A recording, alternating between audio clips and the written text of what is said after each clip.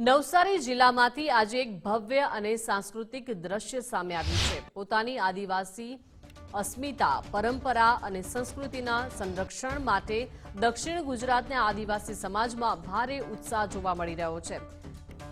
તો 24 મે 2026ના રોજ નવી દિલ્હીના ઐતિહાસિક લાલ કિલ્લા ખાતે એક વિશાળ જનજાતીય સાંસ્કૃતિક સમાગમનું આયોજન કરવામાં આવ્યું છે। આ સમાગમમાં ભાગ લેવા માટે સમગ્ર ભારતભરમાંથી આદિવાસી સમાજના લોકો એકઠા થઈ રહ્યા છે।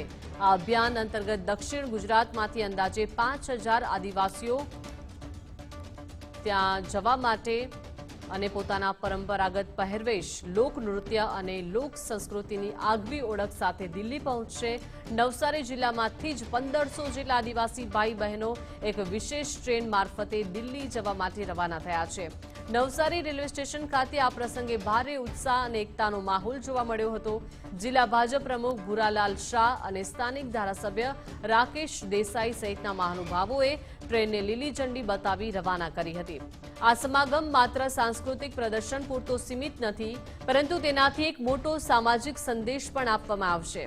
આદિવાસી સમાજની પરંપરાને જીવંત રાખવા અને ધર્માંતરણ જેવી ગંભીર સમસ્યાઓ સામે અવાજ ઉઠાવવા માટે આ ચલો દિલ્હીનું અભિયાન અત્યંત મહત્વનું માનવામાં આવી રહ્યું છે। દક્ષિણ ગુજરાતના આદિવાસીઓ આ સમાગમ દ્વારા પોતાની એકતાનું પ્રદર્શન કરશે।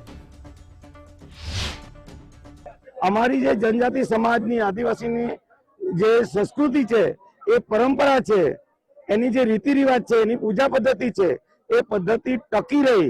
કારણ કે આજે અમે ગામડામાં તમે બધા લોકો જોતા હશો કે જે રીતે ધર્માંતરણ થઈ રહ્યું છે, એના કારણે ધીરે ધીરે અમારી આદિવાસી સમાજની સંસ્કૃતિ આજે તૂટી રહી છે। એ લોકો ધર્માંતરિત થયેલા લોકો આજે એ લોકોનું આ બાબતે માનતા નથી।